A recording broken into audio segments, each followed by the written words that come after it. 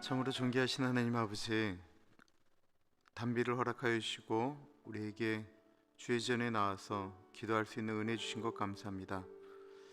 하나님, 이 새벽에 같이 하여 주시고 이 새벽에 은혜 주시기를 기도드립니다. 하나님 아버지, 우리를 만져주시고 우리 가운데 역사하여 주십시오. 참으로 존귀하신 예수님 이름으로 기도합니다. 아멘.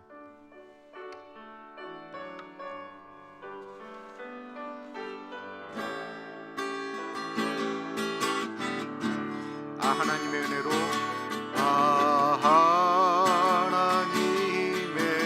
은혜로 있을 데 없는 자 왜 구속하여 주는지 난 알 수 없도다. 내가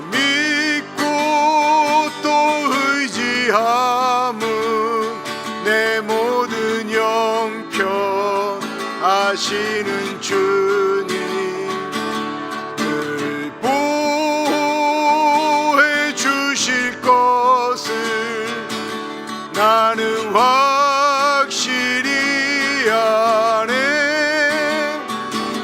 왜 내의 굳센 믿음과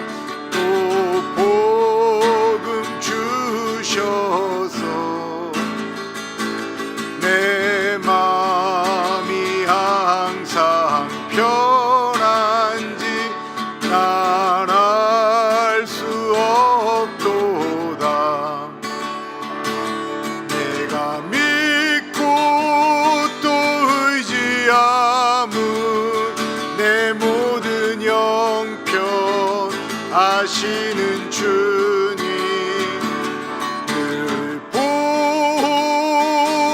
주실 것을 나는 확실히 아네. 왜 내게 성령 주셔서 내 마음을 감동해. 주 예수 믿게 하는지 난 알 수 없도다.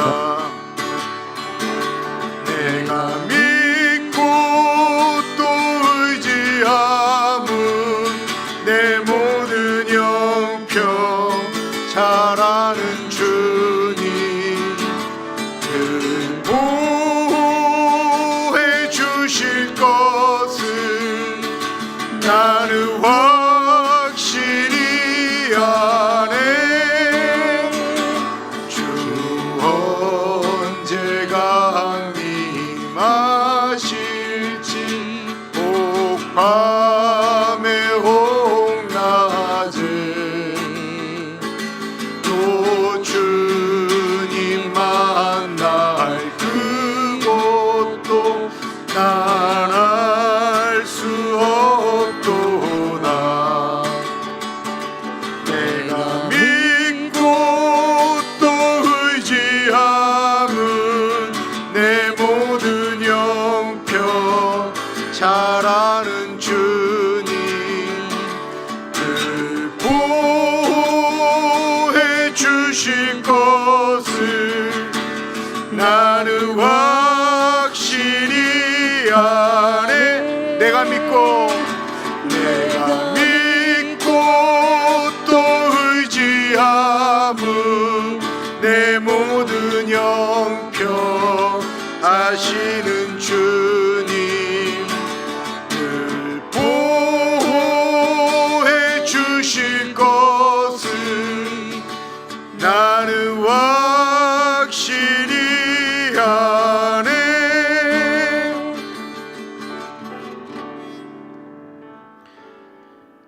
나를 지으신 이가 하나님, 나를 부르신 이가 하나님, 나를 보내신 이도 하나님, 나의 나 된 것은 다 하나님 은혜라. 나의 달려갈 길 다가도록, 나의 마지막 호흡 다하도록, 나로 그 십자가 품게 하시니 나의 나 된 것은 다 하나님 은혜라. 한량없는 은혜, 갚을 길 없는 은혜, 내 삶을 애워싸는 하나님의 은혜. 나 주저함 없이 그 땅을 밟음도 나를 붙드시는 하나님의 은혜.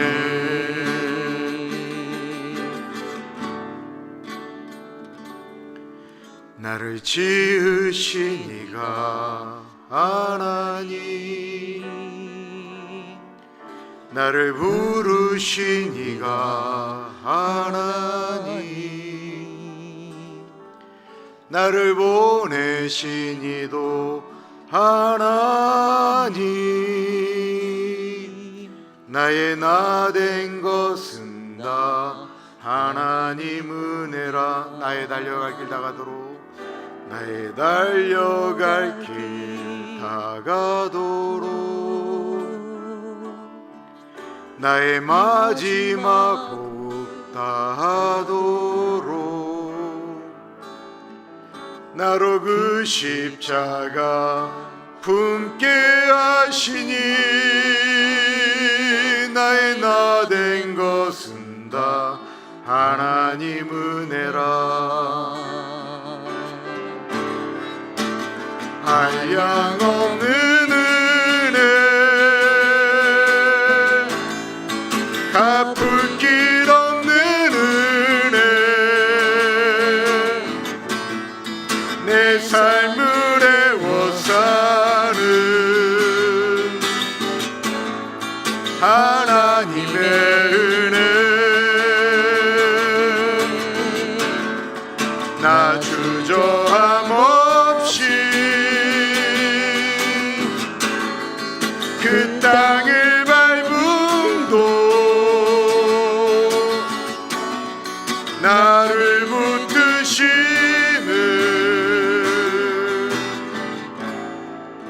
하나님의 은혜.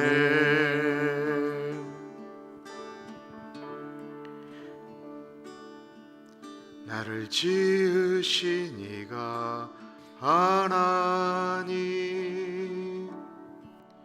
나를 부르신 이가 하나님, 나를 보내신 이도 하나님, 나의 나 된 것은 다 하나님 은혜라. 우리가 이 자리에 있는 것은 하나님의 은혜지, 우리가 하나님을 선택해서 이 자리에 있는 것이 아닙니다. 하나님이 우리를 이 자리까지 불러주셨습니다. 이 하나님의 은혜를 정확히 묵상하고 생각할 수 있으면 교만하지 않을 텐데, 꼭 내가 뭐가 된 것처럼, 내가 뭔가를 좀 아는 것처럼 행동하기 때문에 참 많은 문제들이 일어나는 것 같습니다. 하나님, 나를 불러주셔서 감사합니다. 우리 같이 기도하고 말씀 듣도록 하겠습니다.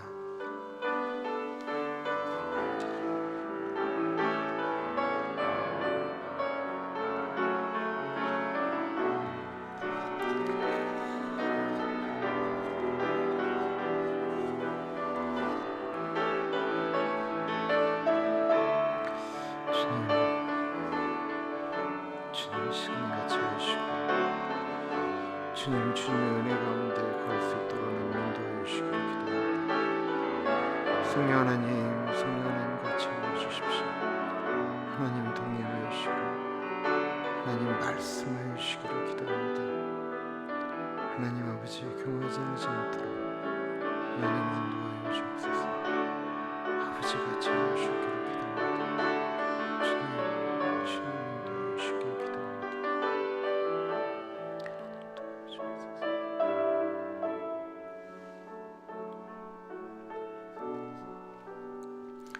참으로 존귀하신 하나님 아버지, 이 시간에 하나님의 은혜를 구하고 성령 하나님께서 이 시간에 우리들을 만져주시기를 기도합니다.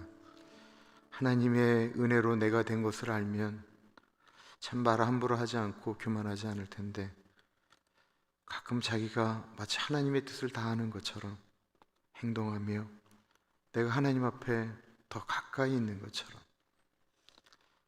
그렇다고 한다면 좀 더 교만한 것보다는 겸손해질 텐데, 하나님 우리가 그렇게 교만해질 때가 있습니다. 하나님의 은혜를 늘 생각하며 나아가는 우리들이 되게 하여 주옵소서. 존귀하신 예수님 이름으로 기도합니다. 아멘. 지금 길이 이쪽에서 5번에서 내려오는 길이 다 막혀서요, 오는데 많이들 고생하셨을 거예요. 하나님의 말씀은 욥기 11장 12절에서부터 20절입니다. 욥기 11장 12절에서부터 20절. 우리 하나님의 말씀을 교독하겠고 20절은 같이 읽겠습니다.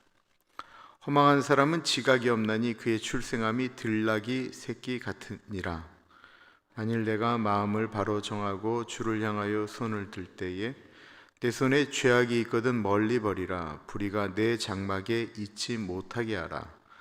그리하면 내가 반드시 흠없는 얼굴을 들게 되고 굳게 서서 두려움이 없으리니 곧 내 환난을 잊을 것이라. 내가 기억할지라도 물이 흘러감 같을 것이며 내 생명의 날이 대낮보다 밝으리니 어둠이 있다 할지라도 아침과 같이 될 것이요 내가 희망이 있으므로 안전할 것이며 두루 살펴보고 평안히 쉬리라. 내가 누워도 두려워할 자가 없겠고 많은 사람이 내게 은혜를 구하리라. 그러나 악한 자들은 눈이 어두워서 도망할 곳을 찾지 못하리니 그들의 희망은 숨을 거두는 것이니라. 사람이 내가 잘못했다라고 느껴도 다른 사람들이 지적을 하게 되면 마음이 기분 나빠지죠. 내가 분명히 잘못했습니다. 잘못했는데도 그거 자꾸 지적하면 마음이 어려워요. 이렇게 얘기하죠. 나도 나 잘못한 거 아니까 그만 좀 하라고 이야기를 하는데, 자신이 그렇게 잘못하지도 않았는데 마치 다 아는 것처럼 지적질하면 그거 얼마나 힘들까요? 마치 본인이 아는 것처럼 그 지적질하고 손가락질하면 그 마음이 얼마나 어렵겠습니까?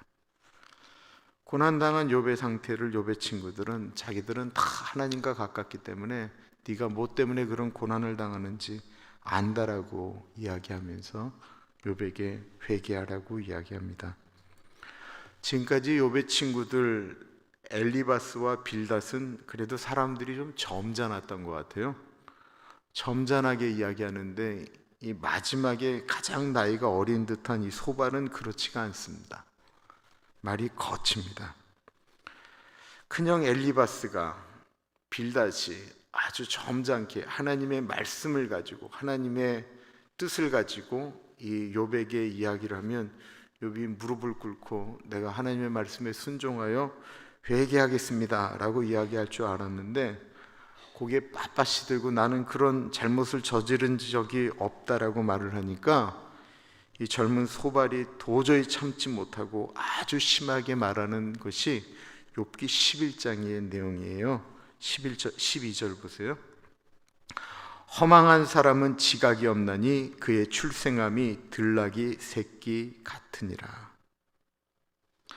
12절에 나와 있는 허망한 사람이라고 하는 이 허망한이라고 하는 것은 한국말로 그대로 해가면 헛된 망상이라고 하잖아요. 그러니까 실현 가능성이 없는 이야기를 하는 것이 허망한 거죠. 그런데 이 원어적인 표현은 미련한 사람, 멍청한 사람, 바보 같은 사람이다라는 뜻이에요. 이 12절이 해석이 조금 어렵게 된 거예요. 12절을 우리말 성경으로 해석을 해볼게요. 미련한 사람이 지혜로워지기를 기다리느니 차라리 들나귀가 사람 낳기를 기다리는 게 나을 걸세. 이 소반이 뭐라고 얘기하는 거냐면, 미련한 사람이 똑똑해지는 것을 기다리는 것은 짐승이 사람을 낳는 것보다 어렵다라고 표현하는 거예요. 이게 무슨 말이에요? 욥이 하나님의 뜻을 아는 것을 기다리는 것보다는 내가 차라리 짐승이 사람을 낳는 것을 기다리는 게 훨씬 낫다라고 말을 했다라는 것입니다. 뭐 사람에게 할 소리가 아니죠. 자기가 괜찮다라고 생각하는 사람들은 능히 이렇게 말을 할 수가 있다는 것입니다. 그것도 만약에 이런 말을 자기보다 어린 사람이 했다고 한다면 그 말을 들을 때 얼마나 마음이 아플까요? 말이 아픈 것입니다. 자식이 부모에게 매를 맞았다고 해서 매 맞은 자식이 자살하는 경우는 거의 없다고 합니다. 자식들은 부모가 때릴 때 아프고 마음의 상처도 있기는 하지만 그래도 부모가 사랑으로 때렸다라고는 생각을 하는데요, 말은 그렇지가 않잖아요. 너 같은 건 우리 집에 필요 없으니 당장 나가서 죽든지 말든지 네 마음대로 해라. 너 같은 건 죽어버렸으면 좋겠다. 왜 너 같은 게 태어나서 내 인생을 이렇게 힘들게 하느냐. 너만 없어도 내 인생이 좀 좋아질 텐데 라고 하는 말을 들었던 사춘기 청소년들은 그 말 때문에는 죽는다고 합니다. 아, 우리 부모에게 내가 걸림돌이구나. 내가 없어야 우리 부모가 행복하구나. 내가 이렇게 우리 부모가 싸우는 것은 나 때문이구나. 나만 없어지면 우리 집안은 괜찮아지겠구나 라고 생각하기 때문에, 그래서 말 때문에는 사람들이 그렇게 죽는다라는 거예요.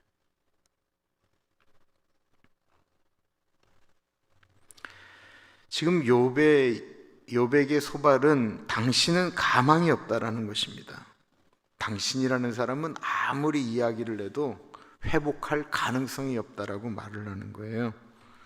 잠언 12장 18절에 보면 칼로 찌름같이 함부로 말하는 자가 있거니와 지혜로운 자의 혀는 양약과 같으니라. 말로 칼처럼 찌르는 사람이 있어요. 그 사람은 자기가 그렇게 칼로 찔러서 이 사람을 수술한다라고 이야기하는데요, 진짜로 성경에 있는 말씀은 지혜로운 자의 혀가 양약이라고 이야기하고 있습니다. 13절과 14절을 보십시오. 만일 내가 마음을 바로 정하고 주를 향하여 손을 들 때에 내 손에 죄악이 있거든 멀리 버리라. 불의가 내 장막에 있지 못하게 하랴. 주를 향하여 손을 들 때라고 이야기하고 있습니다. 손은 언제 들까요? 지금부터 이제 손을 드는지 한번 여쭤보겠습니다. 어저께 저에게 연락이 왔습니다. 오렌지 가나안 장로교회에서 가능하시면 소말리아에 선교사를 보내주십시오. 내일 당장 선교사로 나가실 분 손을 번쩍 들어주십시오. 아무도 없네요. 안타깝습니다. 그런데 저는 소말리아를 지금 나갈 형편은 아닌데 소말리아에 기도 제목이 있으면 기도는 하겠습니다라고 하는 분은 손을 내려주십시오. 야, 역시 우리 교회가 너무 좋아요. 이렇게 다들 그냥 기쁜 거죠. 그래서 손은 언제 드냐면 내 마음이 이렇게 동할 때 손을 들잖아요. 저요. 이거 대답할 사람 저요. 이거 할 사람 저요. 자원할 때 손을 들죠. 또 언제 손을 들까요? 하나님을 찬양하는데 이 가슴이 복받쳐 오르는 거예요. 주체할 수가 없어요.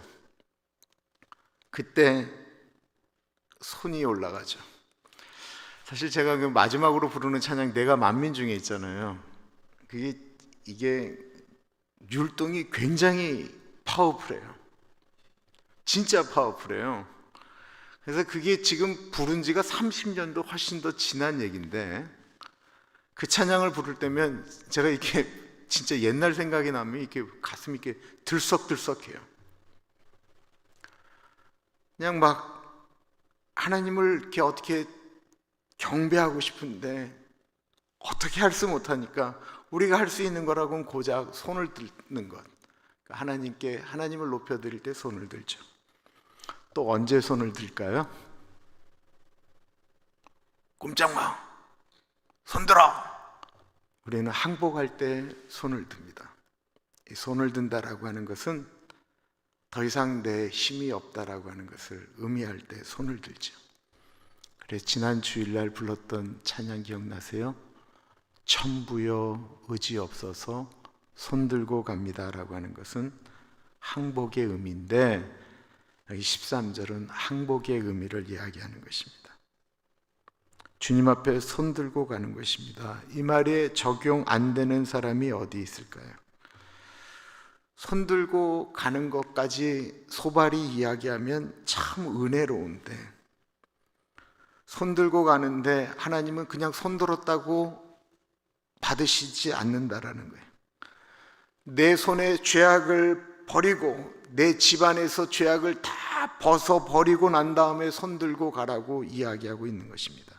그렇지 않으면 아무리 네가 하나님 앞에 손 들었다 할지라도 안 된다라는 거예요.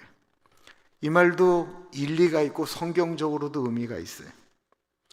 우리 안에 죄를 제하여 버리고 나서 주님 앞에 오는 것이 굉장히 중요한 것 같아요. 그런데 이 말을 소발이 지금 뭐라고 얘기하고 있는 거냐면 욥을 공격하는데 지금 쓰고 있다라는 거예요. 네가 지금 아무리 하나님 앞에 손들었다라고 아무리 이야기를 해도 네가 지금 우리들 앞에서 계속 네가 얘기하는 것, 네가 죄를 감추고 숨기고 네 집안에 분명히 어떤 죄가 있었을 건데 그거 이야기하지 않고 네가 하나님 앞에 백날 손들어봤자 아무 소용없다라는 것입니다. 그럼 한번 여쭐게요. 지금 우리 예배 드리고 있는데요, 지금 우리는 이 자리에 죄를 다 털고 오셨습니까? 우리가 지금 이 자리에 죄를 다 털었기 때문에 완전 무결한 상태이기 때문에 우리가 지금 여기 있는 거예요? 아니잖아요. 내가 연약하고 힘든 것 때문에 내가 죄를 저질렀어요. 근데 내 집에 왔더니 자식 문제 때문에 골머리를 앓아요. 돈의 문제 때문에 힘들어요. 그래도 우리는 이 문제가 너무 크니까 하나님 앞에 손 들고 오잖아요. 소발은 지금 나는 손을 안 들어도 되는데 너는 제발 손을 들라라고 말하고 있다라는 것입니다. 우리 모두는 주께 다 손을 들어야 합니다. 손을 들면 하나님께서 우리의 손을 잡아주십니다. 15절부터 보세요. 그리하면 내가 반드시 흠없는 얼굴을 들게 되고 굳게 서서 두려움이 없으리니 곧 내 환난을 잊을 것이라. 내가 기억할지라도 물이 흘러감 같을 것이며 내 생명의 날이 대낮보다 밝으리니 어둠이 있다 할지라도 아침과 같이 될 것이요. 이 말 자체로는 굉장히 은혜로워요. 근데 한번 다시 돌아가서 말씀을 13절부터 천천히 보세요. 이 욥기에 자주 나오는 것이 뭐냐면 조건절이에요. 조건절. 조건지라고 하는 것은 무엇이 되어지면 무엇이 결과가 되어진다라고 하는 것이 욥기를 관통하고 있는 문법적인 내용이에요. 그것은 뭐냐면 네가 무엇을 했기 때문에 이런 결과가 온 거야. 인과응보라고 그러잖아요. 네가 죄를 저질렀기 때문에 네가 지금 망한 거야. 이게 욥의 친구들이 얘기하는 거잖아요. 그리고 욥의 친구들이 계속해서 그것을 푸는 문제를 뭐라고 하냐면 네가 만일 이거 하면 그리하면 하나님께서 이렇게 하실 것이다. 네가 만일 전능하신 이에게 빌고 전능하신 이를 찾고 청결하고 정직하면 그리하면 내 시작은 미약하였으나 내 나중은 심히 창대하리라, 이렇게 얘기했던 것처럼 13절은 네가 만일 이라고 하는 조건절로 시작합니다. 만일 네가 마음을 바로 정하고 주를 향하여 손을 들면, 그리고는 15절에 뭐라고 했냐면 네가 만일 그리하면 이라고 이야기하고 있다는 것입니다.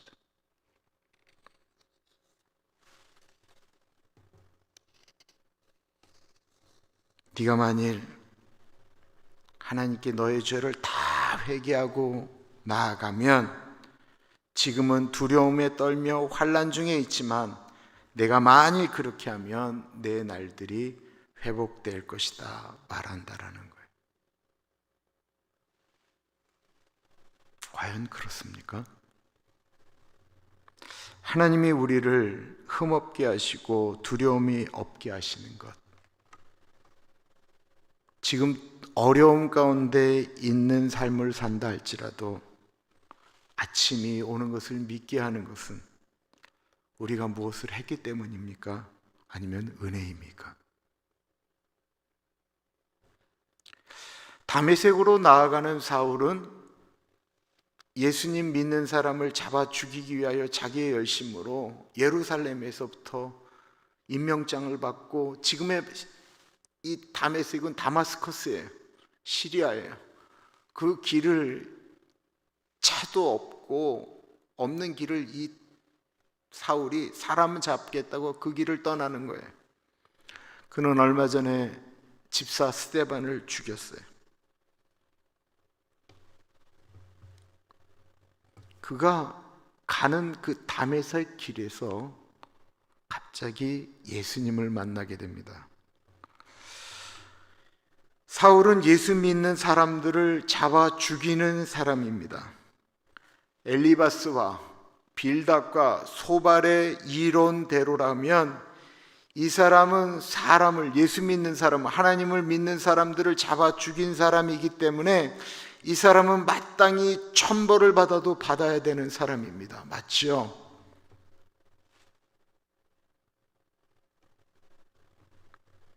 그는 자신의 죄를 하나님께 용서해 달라고 손을 든 적이 없어요. 내가 스데반을 죽인 죄를 용서해 달라고 하나님께 뭘 이렇게 회개한 적이 없어요. 바울이 하나님께 손을 들었나요? 아니면 회개했나요? 예수 믿는 사람들에게 내가 잘못했노라고 용서를 구했나요? 그러지 않았는데 예수님이 바울을 불러주셨습니다. 그래서 사도 바울이 고린도전서 15장 10절에 아까 우리가 불렀던 찬양의 근거가 되는 것, 그러나 내가 나된 것은 하나님의 은혜로 된 것이니 내게 주신 그의 은혜가 헛되지 아니하여 내가 모든 사도보다 더 많이 수고하였으나 내가 한 것이 아니요 오직 나와 함께 하신 하나님의 은혜로다. 이게 은혜인 거예요. 욥의 친구들에게 없는 것이 무엇이 지금 없습니까? 바로 이 은혜라는 것이 없습니다. 은혜가 있을 수가 없죠. 어떻게 은혜라는 것이 있어요? 욥의 친구들의 논리라는 것은 이런 거예요. 내가 열심히 해서 열심히 하나님 섬기고 열심히 노력해서 땀 흘리고 피땀 흘렸더니만 내가 지금 잘 되는 거예요. 내가 하나님께 내가 무슨 죄를 지을 때마다 하나님 앞에 가서 그냥 용서해 달라고 이야기하고 내가 깨끗하니까 늘 나는 잘 되는 거예요. 이게 은혜라고 이야기하는 것 같은데 욥의 친구들의 얘기를 가만히 들어보면 다 내가 잘해서요. 내가 잘해서 은혜 받았다라는 거예요. 내가 잘해서 복을 받았다라는 거예요. 그러니까 신앙을 갖고 이야기하는 것 같은데 실제로 욥의 친구들의 이야기들은 뭐냐면 내가 잘해서요. 이 말도 성경적으로 보면 틀린 말은 아닌데요. 욥의 친구들의 얘기에는 나는 부족한데 하나님이 은혜 주셔서, 나는 내가 할 수 있는 건 아무것도 없어서 그냥 하나님께 예배 열심히 드리고 하나님께 매달리고 하나님께 간구한 것, 근데 내가 부족한 것을 하나님이 아셔서 은혜를 주셨다, 뭐 이런 게 없는 거예요. 그냥 다 자기들이 잘해서, 자기들이 깨끗해서 라고 이야기하는 거예요. 내일 성경의 서두가 공감인데요, 이들에게 없는 것이 뭐냐면 공감 능력이라는 거예요. 망해본 적이 있어야죠. 아파본 적이 있어야죠. 공감할 수가 없는 거예요. 얼마나 가려우면 재 위에서 몸을 뒹굴뒹굴 구르고 기와장을 가지고 벅벅 긁어야 되는 그 고통을 한 번도 경험해 본 적이 없으니까.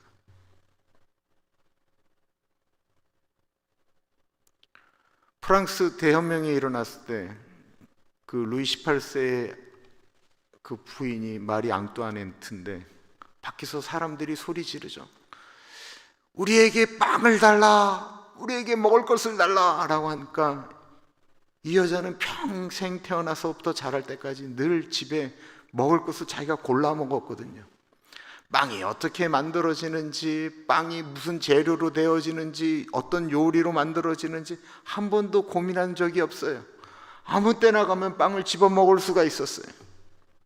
그러니까 이렇게 얘기하잖아요. 아니, 빵을 먹고 싶으면 자기들이 빵을 먹으면 되지, 그걸 왜 우리한테 얘기를 하지? 배고팠던 적이 없기 때문에, 공감 능력이 없으니까 그렇게 얘기했다라는 것입니다. 소발은 가난한 사람들은 희망도 없고 평안도 없다라고 이야기합니다. 18절부터 보세요. 내가 희망이 있으므로 안전할 것이며 두루 살펴보고 평안히 쉬리라. 내가 누워도 평안히 할 자가 없겠고 많은 사람이 내게 은혜를 구하리라. 욥까지 굉장히 은혜로운 말이에요. 근데 욥기는 이걸 계속해서 분석하면서 보셔야 돼요. 그렇지 않으면 헷갈려요. 이 말까지 들으면 굉장히 은혜가 있어요. 너에겐 희망이 있어. 너는 평안이 될 거야. 너는 안전할 거고 네가 이제 누워도 두려워할 자가 없겠고 많은 사람이 내게 은혜를 구하리라. 여기까지는 참 좋은데 그 다음 말 보세요. 그러나 악한 자들은 눈이 어두워서 도망할 곳을 찾지 못하리니 그들의 희망은 숨을 거두는 것이니라. 진짜 소발이 하고 싶었던 얘기는 18절과 19절이 아니고요, 20절이었다라는 것입니다. 정확한 의미로 얘기하면, 봐, 나는 희망이 있고 나는 안전해, 나는 평안해, 나는 누워도 두려워할 사람이 없어. 많은 사람이 나에게 은혜를 구하지. 그런데 악한 사람, 내가 말은 안 하지만 악한 사람, 내가 지금 너한테 얘기하는 거야. 악한 사람, 내가 꼭 너라고 얘기하는 건 아니야. 그러나 악한 사람은 도망갈 곳이 없어. 그들의 희망은 없어. 숨을 데가 없는 거야. 바꿔 말하면 욥, 너에게 지금 희망이 없다라는 거예요. 희망이 없는 것, 무슨 것을 의미하는 거예요? 거기에는 하나님이 없다라고 하는 것을 의미하는 것입니다.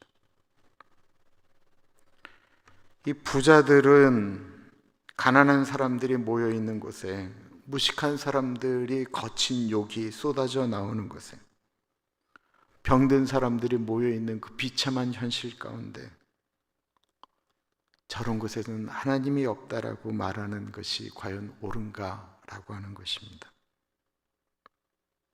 소발이 어제 본문에 하나님의 그 광대하심에 대해서, 땅과 하늘에 임재하는 그 하나님이 그 고통의 현장 가운데는 없다라고 말씀하고 있다라는 것입니다.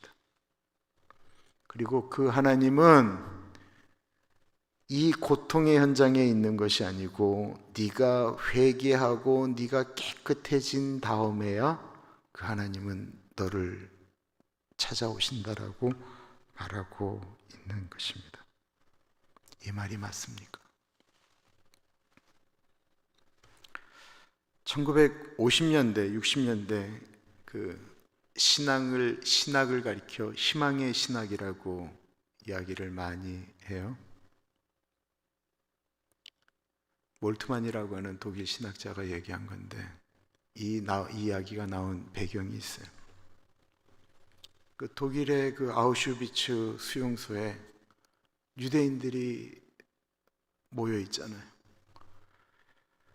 여러분들 그 신들러 리스트를 보신지 모르겠는데 그냥 빨가벗겨서 뛰게 만드는 거예요.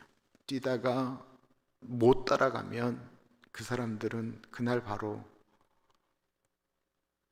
독가스실로 들어가서 비누가 만들어지는 거죠. 그때 사람들이 그 2000년이 넘도록 방황하면서도 하나님을 섬겼던 유대인들이 하늘을 향하여 이야기하는 것입니다.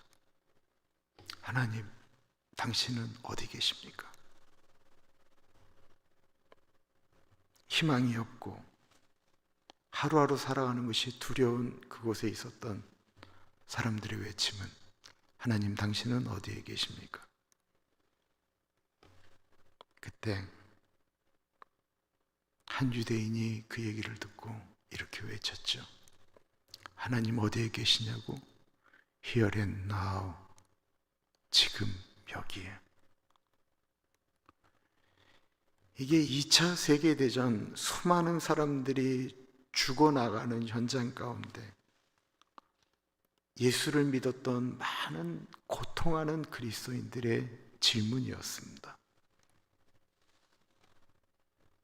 그리고 그것은 맞습니다. 저는 미국 생활한 지 21년이 되었습니다.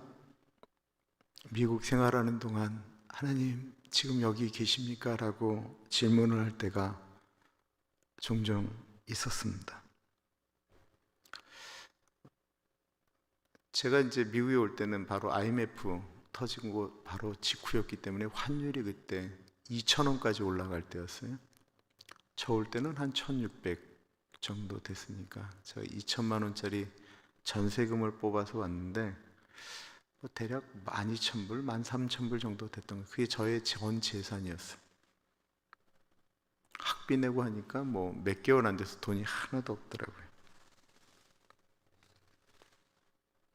그러니까 한국으로 돌아가야 되나? 라고 하는 생각을 하면서 있을 때 오렌지 연합교회 자리가 마련되게 되었습니다.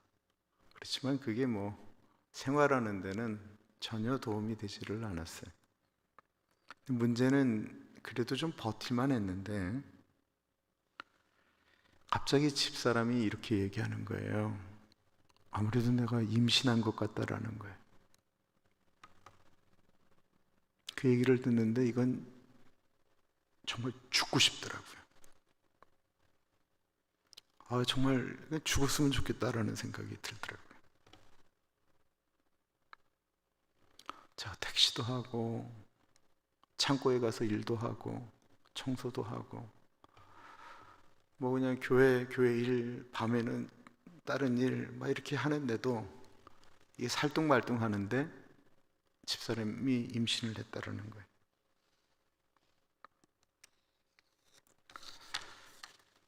하나님, 아이를 줬는데 제가 행복하지가 않고 너무 하나님이 원망스러운 거예요.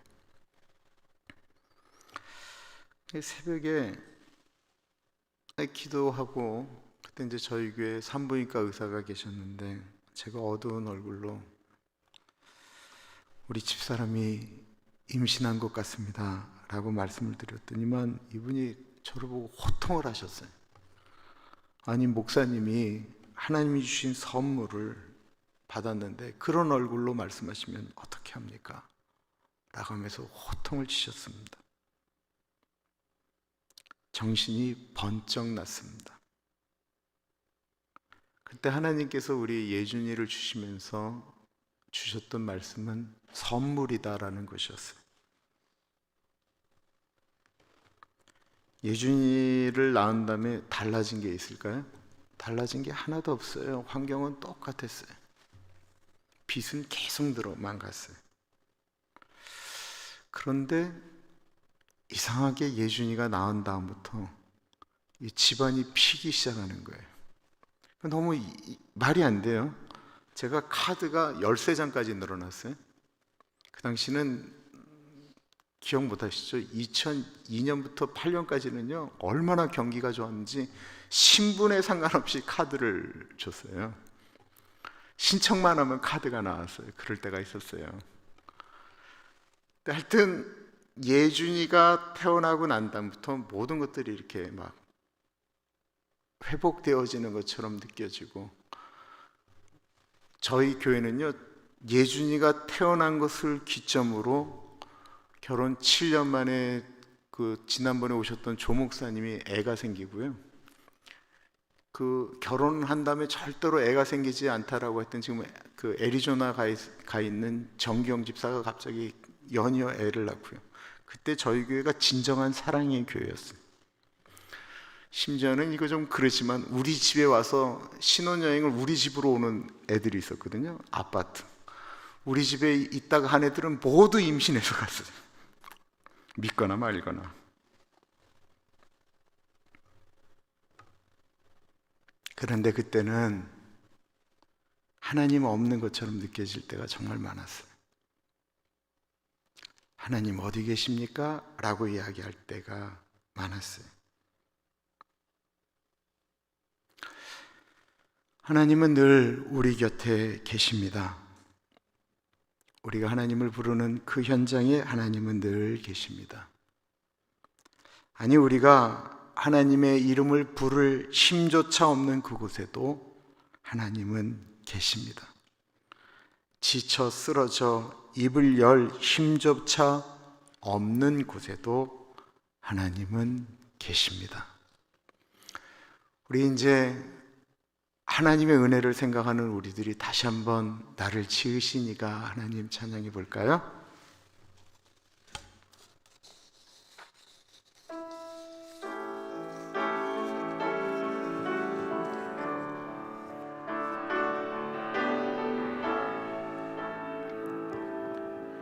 나를 지으신 이가 하나님, 나를 부르신 이가 하나님, 나를 보내신 이도 하나님, 나의 나 된 것은 다 하나님 은혜라.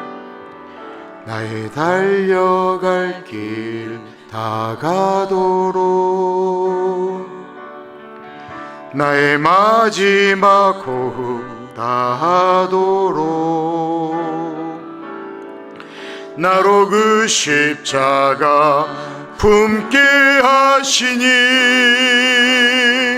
나의 나 된 것은 다 하나님 은혜라. 한량없는 은혜, 갚을 길 없는 은혜, 내 삶을 애워싸는 하나님의 은혜, 나 주저함 없이 그 땅을 밟음도 나를 붙드시는 하나님의 은혜,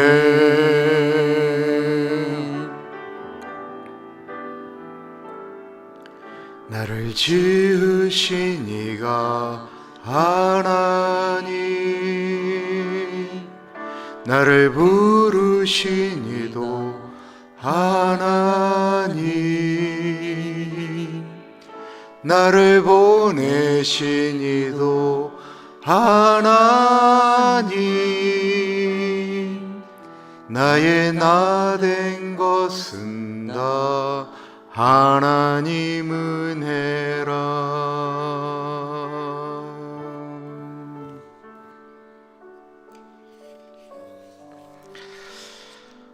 하나님이 나를 구원하신 것에 대해서 감사기도 하겠습니다.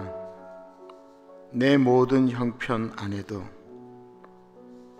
내가 설령 하나님과 좀 멀어졌다라고 느껴지는 그 현장에서도 하나님은 그 자리에 계시면서 나를 기다리고 계신다라고 하는 사실에 대해서 감사하겠습니다. 기도합니다.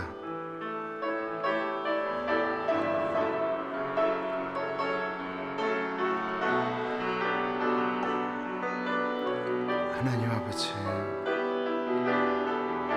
지금까지 인도하신 것 너무 감사드립니다.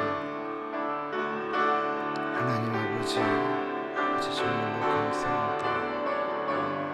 하나님 아버지, 은혜 주신 것 감사합니다.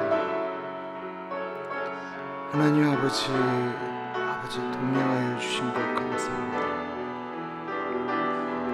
하나님 아버지, 지켜주신 것 감사합니다. 하나님 아버지, 우리 주님과 그렇게 잘하게 하신 것 감사합니다.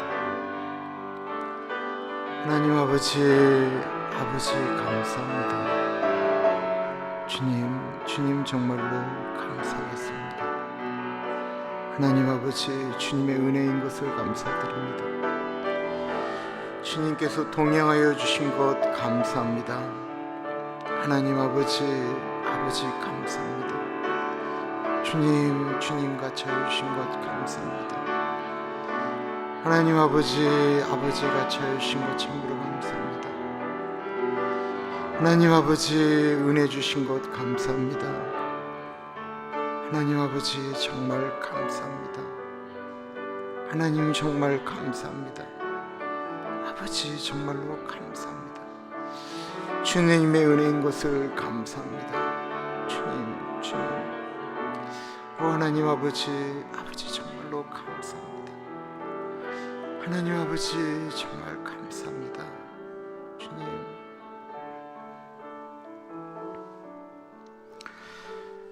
오늘 김영란 권사님 모친 문충복 권사님 천국 환송 예배가 있는데 야외에서 예배를 집례하거든요. 그런데 비가 오고 있는데 아까 이렇게 보니까 11시부터인데 그때도 비가 올 확률이 조금 있어요.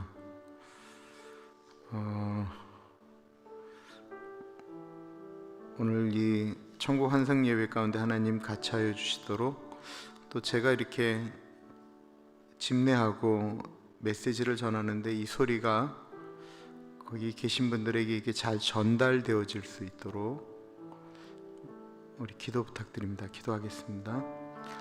하나님 아버지 기도합니다. 오늘 하나님 김영남 원사님하고 있을 이 예배 가운데 하나님 같이 하여 주시기를 기도합니다. 존귀하신 하나님 아버지 은혜 가운데 들어갈 수 있도록 하나님 인도하여 주시기를 기도합니다. 성령 하나님 같이 하여 주십시오. 하나님 아버지 같이 하여 주시기를 기도합니다. 주님 동행하여 주시고 주님 같이 하여 주옵소서. 하나님 아버지 같이 하여 주시기를 기도합니다. 주님 만져주시기를 기도드립니다. 하나님 아버지 동행하여 주옵소서. 아버지 말씀하여 주시기를 기도합니다. 주님 인도하여 주옵소서. 하나님 아버지 메시지 가운데 같이 하시고 은혜 주시기를 기도합니다. 하나님, 주님 비가 오지 않도록 하나님 도와주십시오. 거기는 하나님 비가 오지 않도록 주님 도와주십시오.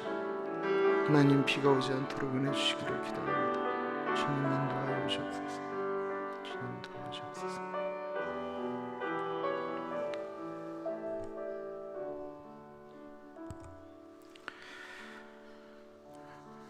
이번 주 이제 광고가 나가고 저희 교회 이제 임직자 선거를 위한 이제 공천위원회가 구성되어지고 장로 선거가 있습니다. 한국 교인들은 참 묘하게요. 본인들이 좋아하고 싫어하는 사람에 따라서 이 투표를 할 때가 굉장히 많이 있습니다. 이게 그냥 본인들의 마음이에요.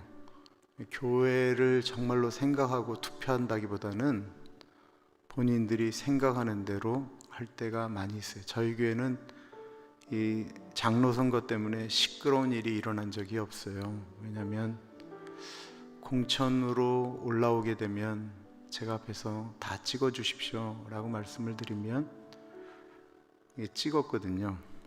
근데 이제 안 그러려고 그래요. 안 그러려고 그러고 교인들이 보고 교인들이 판단할 수 있도록. 근데 그러려면 이 공천위원들의 생각이 굉장히 중요한 것 같아요. 공천위원들 중에 정치적인 사람들이 들어가게 되면 거기서 정치를 하게 돼요. 그러지 않기를 기도하고, 또한 우리가 생각할 때 교회를 위해서 어떤 분이 돼야 되는가 생각하고 이렇게 하는 것이 옳겠다라고 생각되어집니다. 제가 교회 선거를 위해 하면서 한 달이 넘도록 토요 새벽에 기도 부탁한 적이 없었어요. 네. 지금 한국, 미국 이 교계의 현실과 더 이상 이민자가 없는 현실 가운데 교회가 앞으로 미래를 어떻게 준비하는가, 저하고 어쩌면 같이 마지막으로 보내는 장로님들을 선출하는 것이라 저한테도 이렇게 기도가 간절해지고, 잘 돼서 오렌지 가나안 장로교회가 하나님에게 이렇게 은혜를 이 땅 가운데 이렇게 펼치는 교회가 되었으면 좋겠다 라고 하는 것이 기도 제목입니다. 여러분들 이번 장로 선거를 위해서 기도해 주세요. 하나님, 오렌지 가나안 장로교회를 정말 든든히 세울 수 있는 분들이 뽑힐 수 있도록, 공천위원들의 마음이 순전할 수 있도록 기도하겠습니다. 하나님 아버지 기도합니다. 존귀하신 하나님 아버지, 아버지가 차여 주시기를 기도합니다. 하나님 아버지, 아버지가 차여 주시기를 기도합니다. 성령 하나님과 차여 주십시오. 하나님 아버지, 아버지가 차여 주시기를 기도합니다. 주님 인도하여 주십시오. 하나님 아버지, 아버지 도와주시기를 기도합니다. 성령 하나님과 차여 주십시오. 하나님 아버지, 이번에 정말 귀한 장로님들이 세워져서 하나님 아버지 주님의 은혜 가운데서 설 수 있도록 하나님 인도하여 주옵소서. 하나님 아버지 동행하여 주시기를 기도합니다. 하나님 아버지가 차여 주옵소서. 하나님 우리 장로님들, 안수 집사님들, 귀한 분들이 세워질 수 있도록 하나님 인도하여 주옵소서. 아버지가 차여 주시기를 기도합니다. 주님 만져주옵소서. 하나님 아버지 동행하여 주시기를 기도합니다. 주님과 차여 주옵소서. 하나님 아버지 도와주시기를 기도합니다. 하나님 아버지, 그래서 우리 한국교회, 이 가나안 교회의 미래를 잘 지탱하고 나아갈 수 있는 하나님 귀한 분들이 세워질 수 있도록 하나님 은혜 주시기를 기도합니다. 성령 하나님과 차여 주옵소서. 하나님 도와주옵소서. 하나님과 차여 주시기를 기도합니다. 주님 인도하여 주옵소서. 아버지가 차여 주옵소서. 하나님 아버지가 차여 주시기를 기도합니다. 하나님 동행하여 주옵소서. 아버지 말씀하여 주시기를 기도합니다. 주님.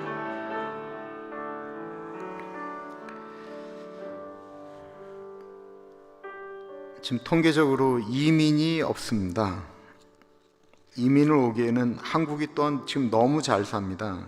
그래서 예전처럼 이민이 없고요. 또한 한국 언론에 나타나고 있는 미국에 대한 이야기들이 부정적인 것이 워낙 많기 때문에 도리어 한국에서 미국을 걱정할 때가 많이 있습니다.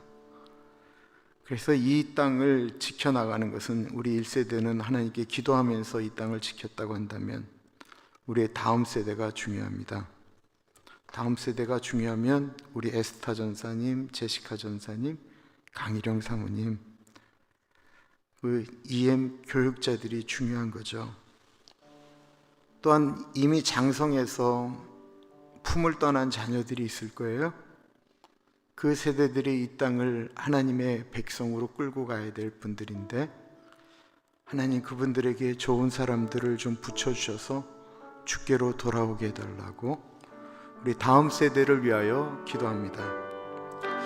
하나님 아버지 기도합니다. 존귀하신 하나님 아버지, 다음 세대 가운데 갇혀 주십시오.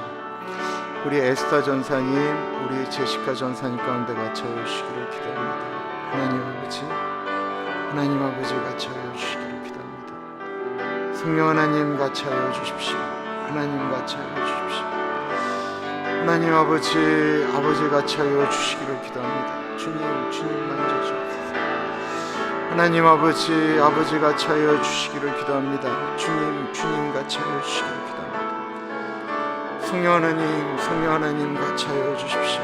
하나님 동행하여 주시기를 기도합니다. 주님 갇혀 주시기를 기도합니다. 성령 하나님 갇혀 주십시오. 하나님 아버지 갇혀 주시기를 기도합니다. 성령 하나님 갇혀 주옵소서. 하나님 아버지 갇혀 주시기를 기도합니다. 주님 갇혀 주시기를 기도합니다. 성령 하나님 갇혀 주옵소서. 하나님 아버지 동행하여 주시기를 기도합니다. 주님 갇혀 주시고, 하나님 아버지 하나님 아버지 갇혀 주시고 인도하여 주시기를 기도합니다. 하나님 우리 제시카 전사님, 강일영 사모님 가운데 갇혀 주시옵소서. 이 땅에 있는 모든 EM 교육자들 가운데 갇혀 주십시오. 우리들의 자녀들에게 만남의 축복을 허락하여 주시옵소서. 하나님 만남의 축복을 허락하여 주옵소서. 고대라기를 날레소대라기를 날레소도록 아버지 갇혀 주시기를 기도합니다.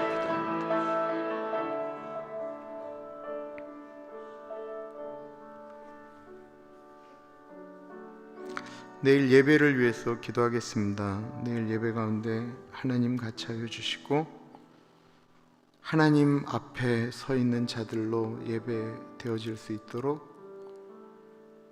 우리 찬양팀, 기도하는 우리 김광수 장로님, 그리고 김성봉 집사님, 저, 그리고 모든 우리 예배자들 위해서 하나님 갇혀여 주십시오. 준비된 예배, 신령과 진정으로 드려지는 예배 되게 해달라고 기도하겠습니다. 하나님 아버지 기도합니다. 하나님 내일 예배 가운데 같이 하시고 동행하여 주시기를 기도합니다. 하나님 아버지 같이 하여 주시기를 기도합니다. 성령 하나님 같이 하여 주시기를 기도합니다. 하나님 아버지 같이 하여 주십시오. 하나님 아버지 같이 하여 주시고 인도하여 주시기를 기도합니다. 성령 하나님 역사하여 주십시오. 성령 하나님 동행하여 주시기를 기도합니다. 아버지 같이 하여 주십시오. 하나님 예배 가운데 역사하시는 하나님의 은혜를 경험하기를 기도합니다. 만져주시고 역사하시는 주님의 은혜가 올라갈 수 있도록 하나님 인도하여 주옵소서. 아버지 같이 하여 주시기를 기도합니다. 주님 같이 하여 주시기를 기도합니다. 주님 같이 하여 주옵소서. 하나님 아버지 인도하여 주시기를 기도합니다. 주님 같이 하여 주옵소서. 아버지 같이 하여 주옵소서. 성령 하나님 인도하여 주옵소서. 주님. 존귀하신 하나님 아버지, 우리가 다 은혜로 하나님께 구원을 입었는데 하나님 그 구원의 은혜를 잊지 않게 하여 주십시오. 하나님 구원의 은혜를 잊어버릴 때마다 우리가 교만해집니다. 우리가 하는 일들이 공로가 되어집니다. 하나님의 은혜로 구원받은 우리들, 그 은혜에 대한 빚진 마음으로 살아가기 때문에 하나님, 내가 하는 것들은 모두 다 하나님의 은혜 가운데 있습니다 고백할 수 있도록 인도하여 주옵소서. 지금은 우리 주 예수 그리스도의 은혜와 우리를 너무나도 사랑하셔서 하나밖에 없는 아들을 넉넉하게 보내주신 하나님 아버지 그 크신 사랑하심과 성령 하나님 감화 감동 역사 충만 교통하심의 놀라운 은혜가 지금까지 내가 산 것은 모두 하나님의 은혜입니다. 그 은혜를 다시 한번 붙드는 사랑하는 죄 백성들 머리 위에 지금으로부터 영원토록 같이 하시길 간절히 축원하옵나이다. 아멘.